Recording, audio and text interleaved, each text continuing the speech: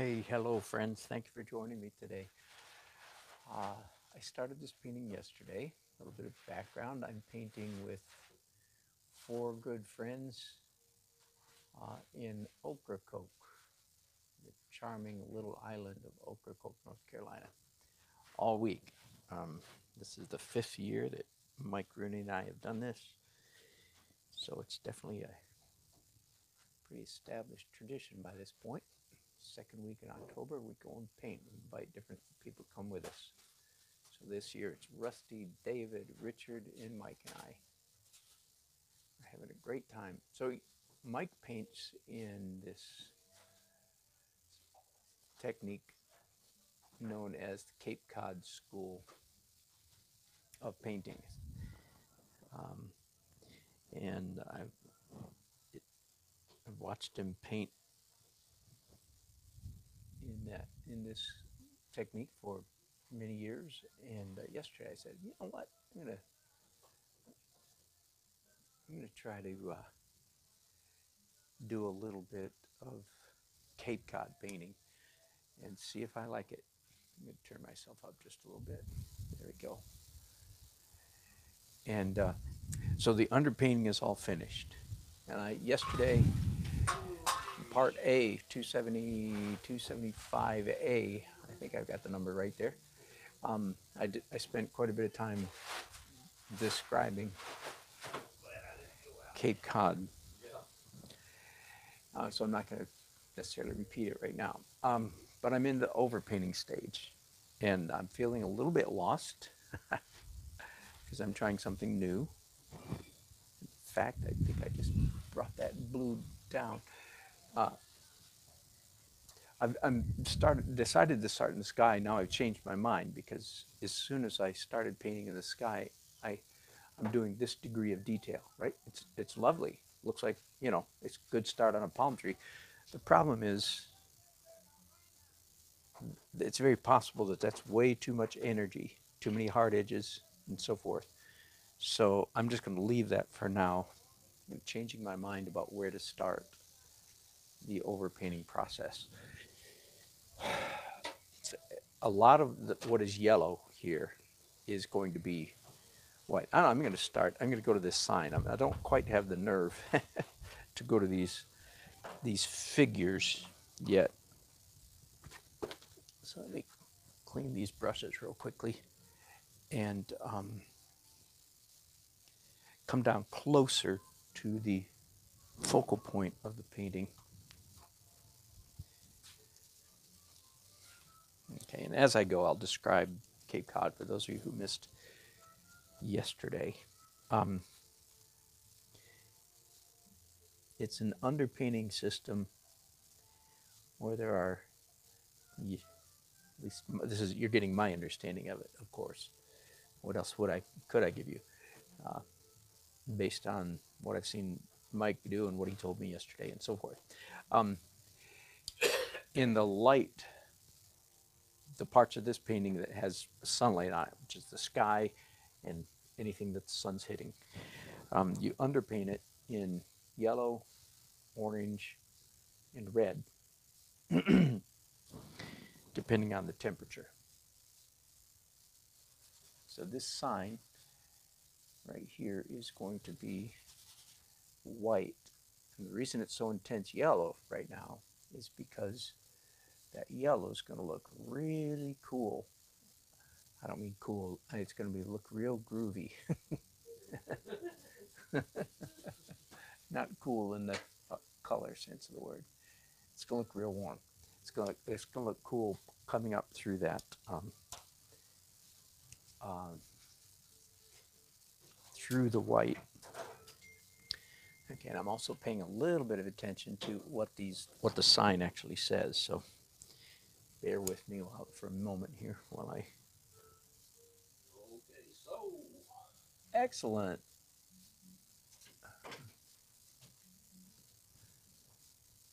Fish. What did it say? Fishtail. Name of a business called Fishtail. F-I. Yes.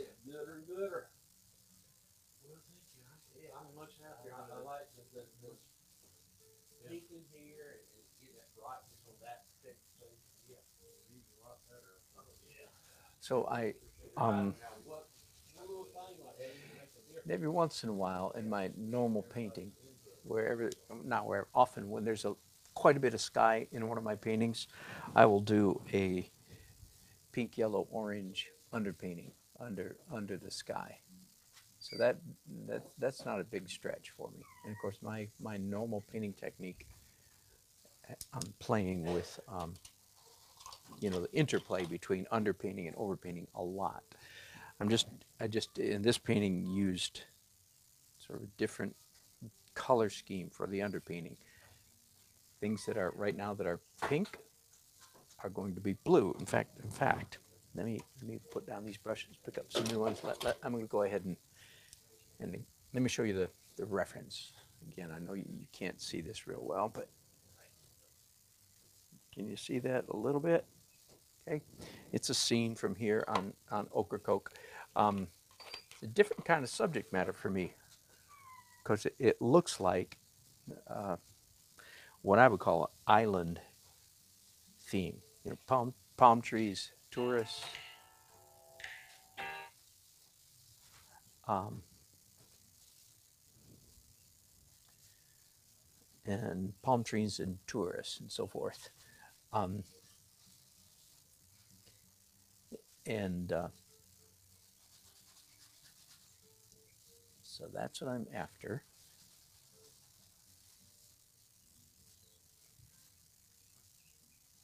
And of course, I'm going to say exaggerate. I'm going to say it's all about, and in art, anytime somebody says it's all about, you can probably guarantee that it's not all about. Are you with me? But it's all about interplay between the colors underneath playing with the colors on top. Again, that's my normal method of painting is all about that too. So that's not new to me. It's just the difference here. And what does this say? This says Jolly. Oh yeah, Jolly Roger. Okay, it's a good idea to have some idea what letters you're trying to make before you try to make them. So I think it would be great fun. Yeah, I think it would be fantastic if I discover that that Cape Cod or the Cape Cod-ish School of Painting is my next big breakthrough. I think that'd be a hoot. Man, I ain't proud. I'd be glad to change in a heartbeat if I become do better paintings. That would really be something.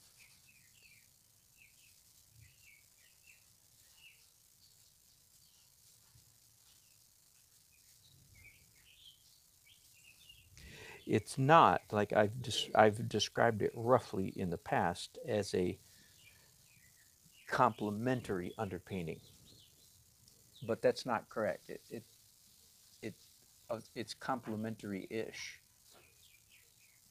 Anybody that and again, painting complementary underpainting is a well-established old traditional school of painting. It goes way back. Even William Bouguereau. Why did he do his flesh tones in a dull green?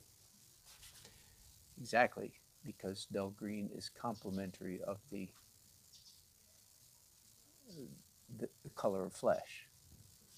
So there are many artists throughout history have done complementary underpainting, and the Cape Cod School has some commonality with that. And sometimes you are painting the complementary, but it's not straight up. And again, I described it yesterday. I'm not going to necessarily try to describe it all again today. But so far, I'm loving it. Look at this. Whoever thought of painting blue on top of pink? See, now I know enough about the reason, again, my description on it, the reason it's fascinating, the reason we like it is because there's a vibration my language, not, others use that term. There's a vibration happening here. Um, Zoom in so you can see a little bit better. Between the blue that's on top and the red that's underneath. Sometimes I use the term confusion. Our brain is momentarily, just for a split second, our brain is momentarily confused about what's on top of what's going on here.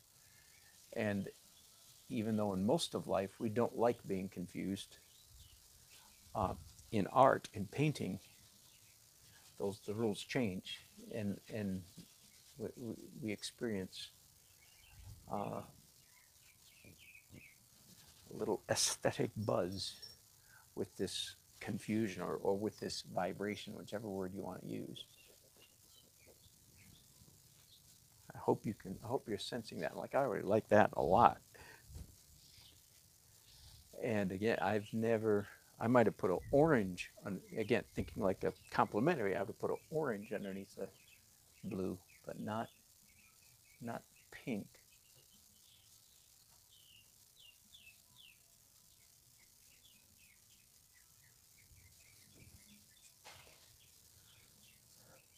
I'm stepping back to look at it from a distance. Fun, fun. I'm feeling a little bit lost, of course, because it's the first time I've ever tried it. But it's just going to slow me down. It took me quite a bit longer to do this underpainting than it normally does for me to do an underpainting, of course. And Mike's right over there to my right, so I was pestering him with questions half the day yesterday.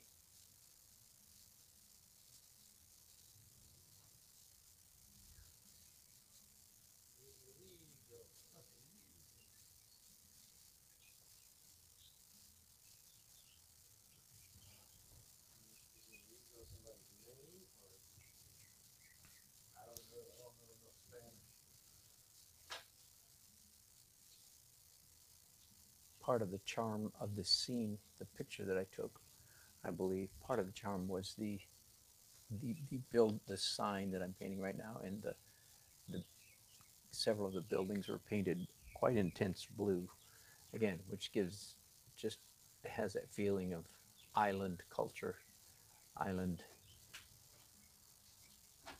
colors.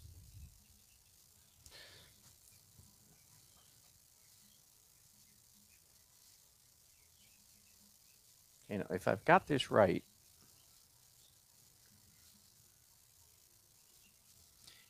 if I've got this right, so this sign is, this outline of the frame of the sign is painted blue, and this is in shade right here, and this is in sun. So the shady part. Mike, can I interrupt you for a minute? Yeah. Okay, so I've just painted part of this sign that's in the sun in a light blue. And here's part of that same sign in the shadow. That's kind of dirty. That should that should be cleaner, right? Yeah. Too late now, right? Huh? What is Yeah. that, oil? Yeah. So, but basically, I would come in here and do. Right. Well, no, because that's blue. No. I'm not. I'm overpainting you're now. overpainting. Yeah. Yeah, yeah. So it's too late. This should have been purple. Yeah. Should have been a Yeah. cleaner, brighter purple, right? Because then you would have got purple. Yeah, I would have got. That's where the flashes come from. Right. Okay, so got it. Oh, I know what happened. I know what happened. One of the last things I did last night before I finished is wherever I have, let me expand. Okay, so I'm learning here. There were several places like here and here where I had dark black, BLECK, dark black, nondescript, low chroma colors. And Mike said, no, you want those to be colorful.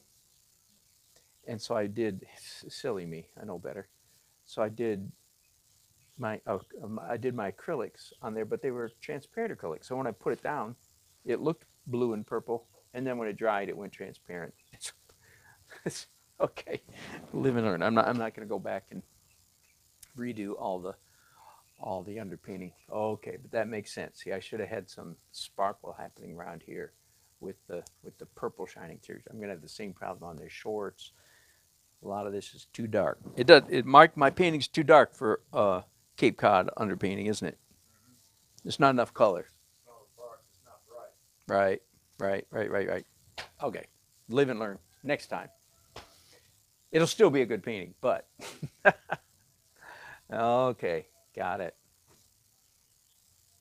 Yeah, I went back and touched all those things, but silly me, I know better. I touched them with transparent acrylic, so when I put it on there, it was pretty. It was purple, and then it dried and went transparent and disappeared because it was transparent.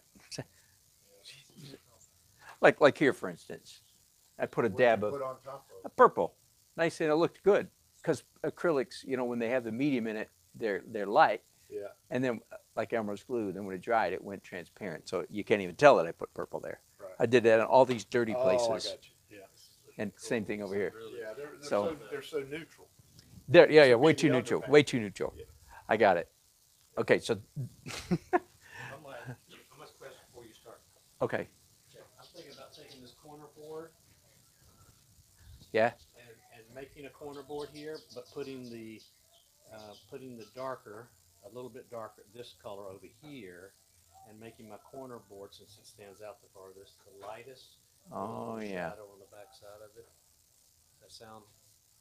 with a shadow on the back side of it. Well, it's a corner board, so it's Yeah. standing out 3/4, and the sun's this way. So Okay, I'll have a, yes, I'll gotcha. have a little edge on it.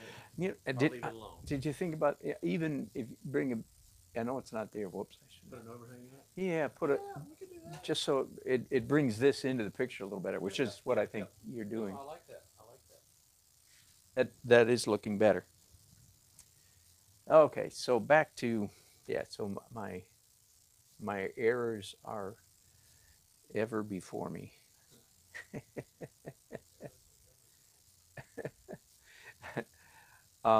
So this is not a good sample of Cape Cod underpainting. It's a good sample of first attempt. I'm embarrassed at making such a dumb mistake. Okay, so basically, the whole thing should be higher chroma right now.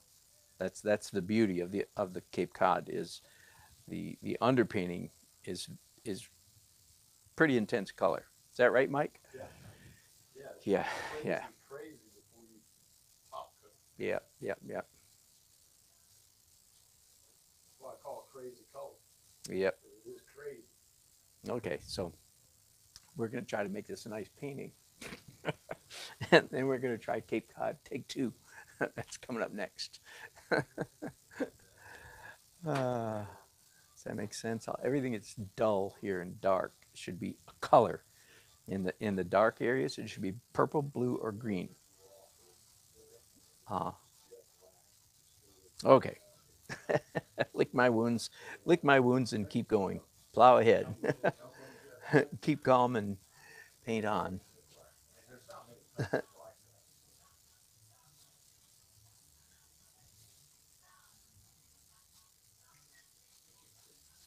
I got some parts of it. Some parts of this are correct. Look, the sky looks Cape Codish.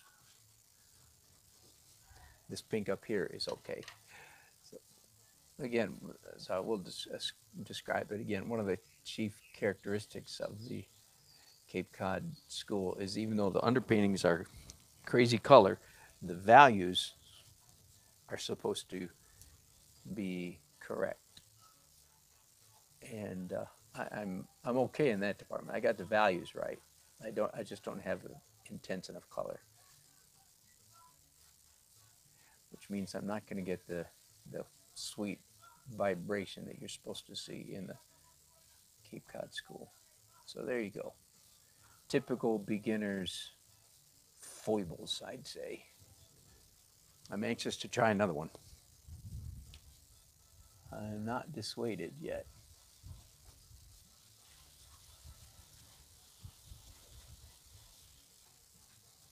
I'm doing, as you can see, I'm doing all this lettering here, painting in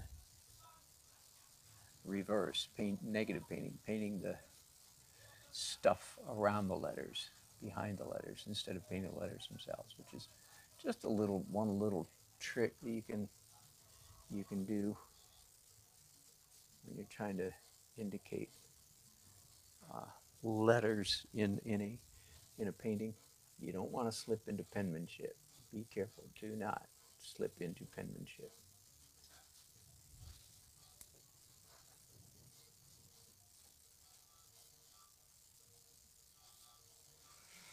All right.